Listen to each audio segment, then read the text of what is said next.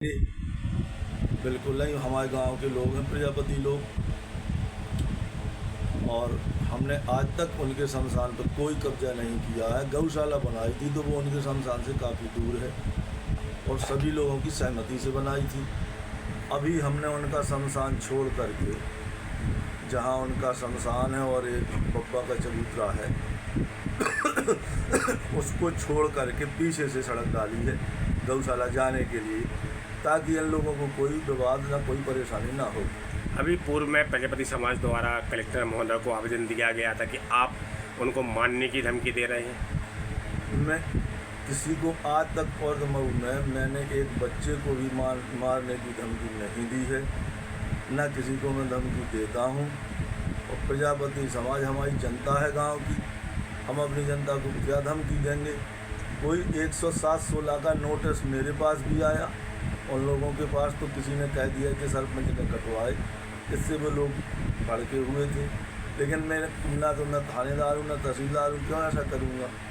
तो मैंने ना धमकी दी है ना, मैं विकलांग आदमी हूँ, मेरे घुटने में तकलीफ है, मैं चल भी नहीं पाता हूँ ठीक से, और मेरा ग्वालियर का इलाज चल रहा है, मैं वैसे भी तकलीफ़ में हूँ।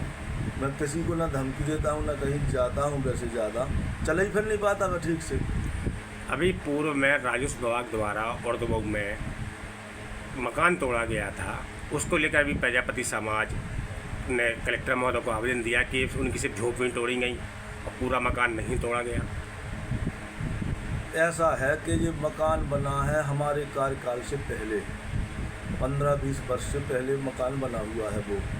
उनने अभी जो नया अतिक्रमण किया था उन लोगों ने, उसको हटा दिया गया है। अब मकान को क्यों हटाया नहीं गया या हटाया गया ये तो मैं नहीं कह सकता, लेकिन ना मैं कोई अतिक्रमण करवा रहा हूँ और ना मैं अतिक्रमण के कभी पक्ष में रहा हूँ, और ना मेरा उस मकान से कोई लेना देना है। तो ऐसा क्यों हो रहा है कि आपके ग्राम के लोग ही आपके ऊपर आरोप लगा रहे हैं कि आप गुंडागिर्दी के ऊपर आतुर रहते हैं, उनको मारने की धमकी देते हैं। अब ये कोई राजनीतिक षड्यंत्र भी हो सकता है मुझे बदनाम करने के लिए।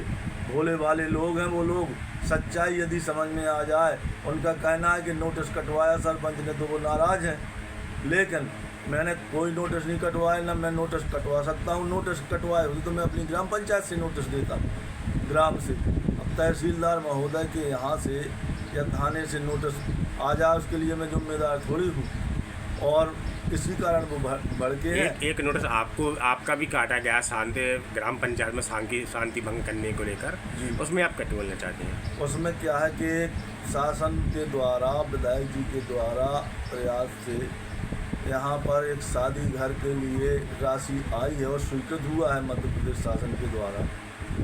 उसकी मैंने सफाई करवाई पुलिस और तहसीलदार महोदय के सहयोग से उस जगह की 50x50।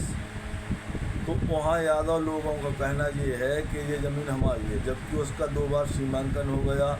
खसरा नंबर 452 और 454 दोनों सरकारी है, प्राइवेट 453 यादव समाज का है। उसको छोड़ के कम से कम 50 फीट छोड़ के वहाँ जगह निर्धारित की गई, भूमि पूजन किया गया। इसके बाद उन लोगों ने हमारी थाने में रिपोर्ट की थी, उसकी जांच हुई, तो उन लोगों को भी नोटिस है और मुझे है। लेकिन मुझे नोटिस का अफसोस इसलिए है कि मैं तो सरकारी भवन के लिए काम कर रहा हूँ और गांव की जनता के लिए काम कर रहा हूँ, अपने लिए तो कुछ कर नहीं रहा हूँ। लेकिन इसके बाद भी मुझे नोटिस है, वो मेरी समझ से बाहर है कि क्यों है। प्रजापति समाज का एक आरोप ये भी है कि आप भी शासकीय भूमि पर कब्जा करके बैठे हुए हैं। नहीं, शासकीय भूमि हमारी ज़मीन के पास जो डली हुई है वो खाली ज़मीन पड़ी हुई है, हमने कब्जा नहीं किया। और प्रजापति लोगों ने ऐसा आरोप नहीं लगाया, ऐसा यादव लोग आरोप लगाते हैं।